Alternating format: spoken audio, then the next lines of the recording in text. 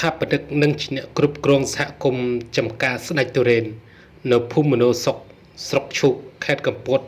បានអំពាវនាវលើកទឹកចិត្តដល់ប្រជាកសិករនៅក្នុងស្រុកពិសេសកសិកររស់នៅក្នុងខេត្តកំពតសូមយកចិត្តទុកដាក់ទៅលើការដាំដុះពូជទុរេនអូខាមានកេរ្តិ៍ឈ្មោះល្បីតពីដូនតាឲ្យកើនឡើងបន្ថែមទៀតនៅពេលខាងមុខព្រោះពូជមួយនេះវាមានលក្ខណៈពិសេសជាងពូជទុរេនផ្សេងលោកខឹមប៊ុនឡែនស្ថាបនិកនិងជាអ្នកគ្រប់គ្រងសហគមន៍ចំការស្ដេចទុរេនខាងលើបានឲ្យដឹងថាបច្ចុប្បន្ននៅក្នុងចំការរបស់លោកមានដាំពូជទុរេនអូខាប្រហែលជា500ដើមហើយនៅគ្រាបន្ទាប់លោកនឹងបង្កើនការដាំដុះពូជក្នុងស្រុកមួយនេះឲ្យកើនឡើងបន្ថែមទៀត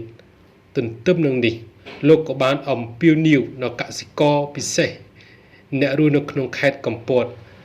ត្រូវយកចិត្តទុកដាក់ដាំពូជទុរេនអូខាទាំងអស់គ្នាដោយសារពូជមួយនេះវាមានលក្ខណៈពិសេសមិនត្រឹមតែមានរសជាតិឆ្ងាញ់ប៉ុណ្ណោះទេសូម្បីតែការប្រមូលផលគឺមុនពូជទុរេនផ្សេងនឹងលក់បានតម្លៃថ្លៃផងដែរលោកលើកឡើងថាបច្ចុប្បន្ននេះទុរេនពូជអូខាការផ្គត់ផ្គង់នៅមិនទាន់អាចឆ្លើយតបទៅនឹងតម្រូវការទីផ្សារក្នុងស្រុកបាននៅឡើយទេ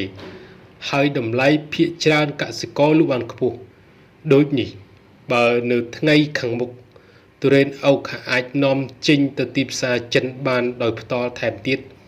ប្រកាសថាប្រជាកសិករនៅក្នុងខេត្តកំពតនឹងធ្វើការដាំដុះពូជទុរេនមួយនេះបន្ថែមទៀតពីព្រោះដីនៅតំបន់ស្រុកឈូកខេត្តកំពត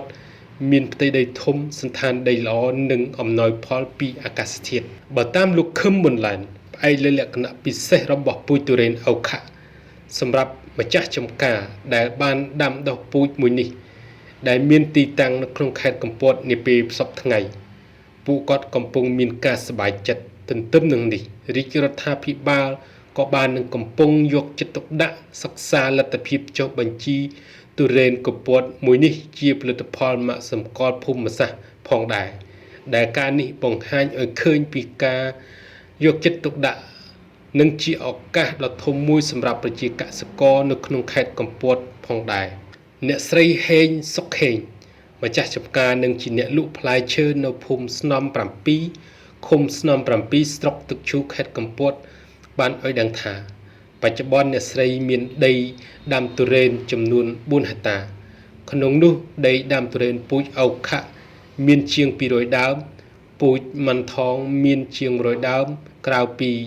មង្ឃុតនិងសាវម៉ាវសម្រាប់ការដាំដុះទុរេនពូជអូខានេះបើគិតមកដល់សប្តាហ៍ថ្ងៃមានអាយុកាល9ឆ្នាំហើយនៅខែកក្កដានិងខែសីហាខាងមុខអ្នកស្រីគ្រោងដាំបន្ថែមចំនួន200ដើមទៀតគួរជម្រាបជូនផងដែរថា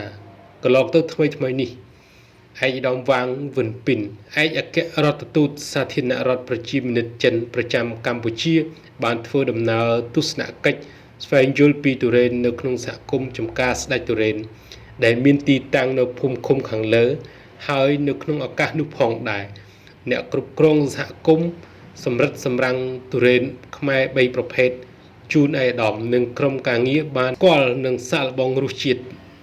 ទី1ទុរេនអូខា2ទុរេនម៉ាន់ថង3ទុរេនមូសាឃីងបន្ទាប់ពីបានសាកល្បងរសជាតិទុរេន